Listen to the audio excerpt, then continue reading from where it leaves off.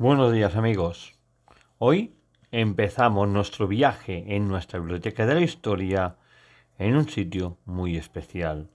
Y lo vamos a hacer hablando de un tema que nos sorprenderá e incluso nos llevará a un lugar donde estar enfermo y casi en las puertas de la muerte, en esta sociedad donde la clase social está a falta de recursos, hizo que en un tiempo no muy lejano nacieran diferentes hechos que intentaremos narrar en este episodio de historia que quizá interesa esconder por vergüenza de nuestros antepasados.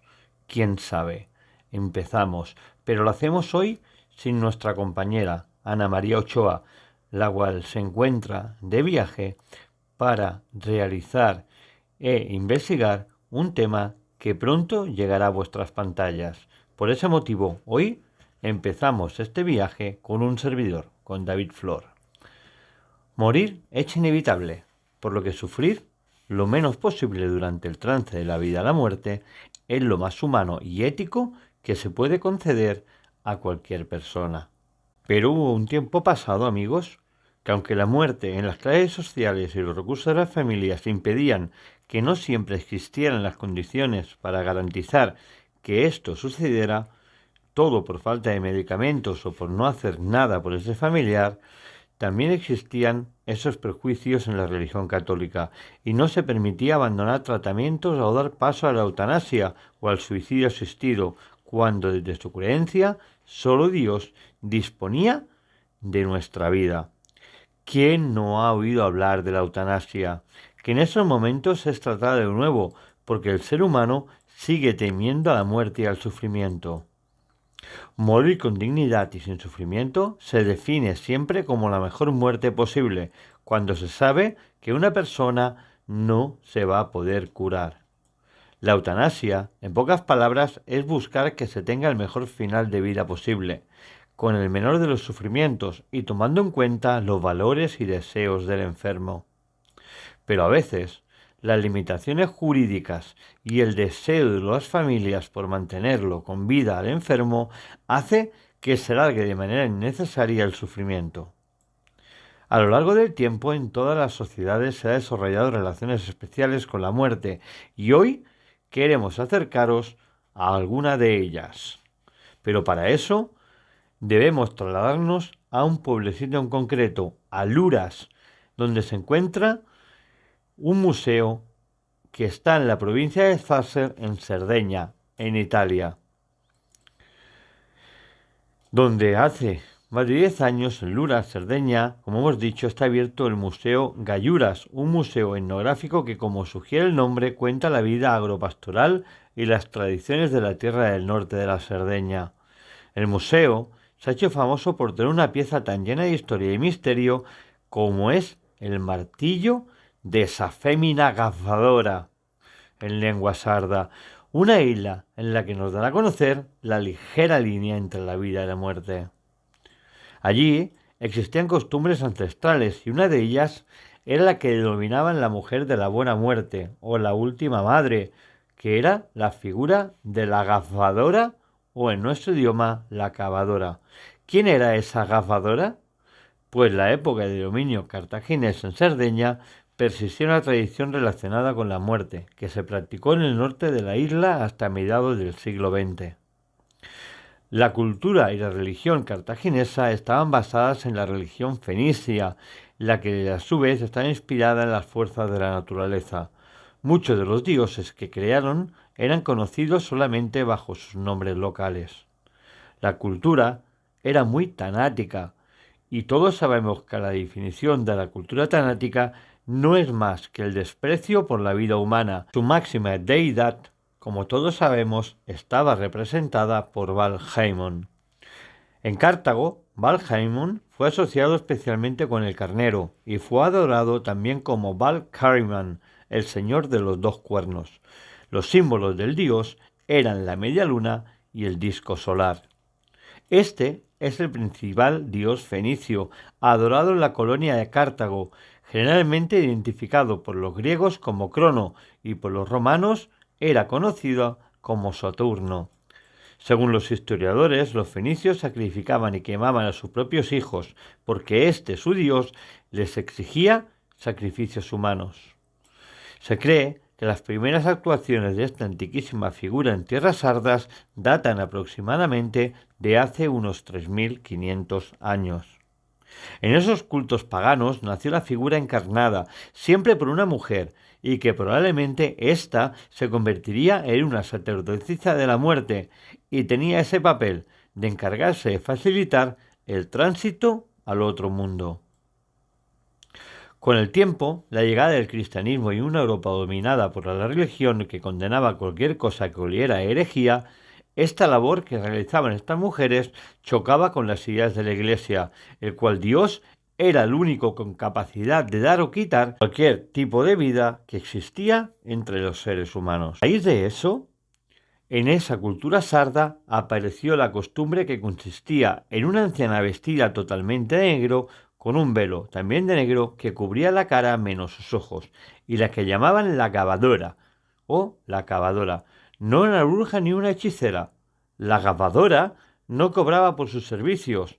Evidentemente siempre aceptaban la voluntad. Solían sobrevivir de la caridad vecinal o incluso de algunas ocasiones ejercían como matrona, maestra de maestra del parto, lo que las convertía en inquietantes testigos del ciclo completo de la vida. Es decir, que podían traerte la vida y también causarte la muerte al mismo tiempo. La cavadora no era querida, pero tampoco odiada. Era indispensable en esta época, porque hasta la mitad del siglo pasado los pueblos estaban aislados, es decir, lejos de hospitales, y no había medicina para curar a los enfermos y sobre todo habían mucha escasez en las familias de recursos. Ir a un médico también tomaba varios días a caballo y la cavadora en esos momentos era indispensable, porque terminaba prácticamente de un golpe con el sufrimiento y la larga agonía de los enfermos sin esperanza y sin tratamiento. Curiosamente, la figura de la cavadora no se consideraba una asesina o una macabra mujer que desnucaba al paciente, sino era mirada muchas veces por la familia del mismo moribundo como una santa, porque eran ellos quienes hacían o llamaban a sus servicios. Esta práctica, que era vista como la posibilidad de dar fin al sufrimiento de los enfermos, era más común en las comunidades rurales, teniendo en cuenta la necesidad de sustento de las familias a las que con frecuencia les era casi imposible atender a las necesidades de los enfermos. Esta figura se convirtió casi en primordial para todo aquel que iba a traspasar o estaba a punto de alcanzar las puertas de la muerte. No olvidemos que en aquella época muchas familias estaban sin recursos económicos y a cambio del trabajo realizado por esta macabra figura de la cavadora le pagaban con productos de la tierra. Como hemos dicho antes, la cavadora recibía la voluntad o el derecho, como se dice en el mundo de la brujería o en el mundo del misterio o en el mundo también de muchas culturas religiosas, ese derecho en el cual muchos dejaban unas monedas en la puerta cuando ella se marchaba de realizar su trabajo. El trabajo de esta cavadora era parecido al último acto de amor casi necesario, en un momento que no había medicinas para aliviar dolores y en el que la dedicación al cuidado de un enfermo terminal suponía un agujero económico para muchas familias. Esta mujer era la encargada de acabar con la vida de los enfermos moribundos, a los que se les consideraba incurables, para aliviarles el dolor y procurarles la muerte de una forma muy rápida. Por ello, la cavadora actuaba sin dejar pistas, con la complicidad de la familia y envuelta siempre en un gran pacto de silencio. Cuando una familia sarda se encontraba en esta situación, de tener un enfermo en casa casi incurable y que no había ningún tipo de medicina ni solución a su enfermedad, acudía a las cavadoras que realizaban su siniestro cometido a cambio de un pago voluntario. Como hemos dicho, podía ser fruta, podía ser monedas debajo de la puerta, podía ser cualquier tipo que las familias en ese momento podían darle como pago a sus servicios. Pero lo más curioso del caso es que todas las imágenes religiosas que había en esa habitación del enfermo se acababan sacando y poniéndolas fuera de la habitación, incluso en la calle. Y cuando se acordaba su intervención, a la que siempre era de noche, la familia procedía a tapar con un paño negro todos aquellos objetos religiosos que no podían ser retirados de esa habitación. Y a los crucifijos que no llegaban o pesaban demasiado, se les daba la vuelta, es decir, el Cristo se ponía mirando a la pared para que no hubieran testigos. Depositaban también un yugo pequeño al lado de la cama, como símbolo que el moribundo recogía con ese paso de la cavadora lo sembrado que había cultivado en vida y labraba su camino para encontrar el descanso eterno. Luego los familiares abandonaban la casa dejando la puerta abierta para ver llegar a la cavadora de espaldas para no mirar a los ojos. Era cuando entonces aparecía la cavadora, que vestía, como hemos dicho, siempre de negro y seguía un preciso ritual.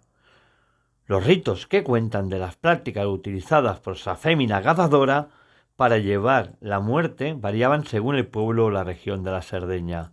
En la noche vestía de negro, con la cara cubierta, entraba sola a la habitación, donde se encontraba su víctima, el moribundo, y mientras la familia esperaba fuera, escondida, agapazada, para no ver a la cavadora, en esos 4 muros se cumplía el ritual. Al principio se realizaban unos cantos funerarios que al realizarlos intentaban que el moribundo reaccionara con los cantos y se curara. Era como anunciarle que si no se curaba, era el fin, y que ese fin estaba tan cerca que él no podía seguir así, enfermo para toda la vida.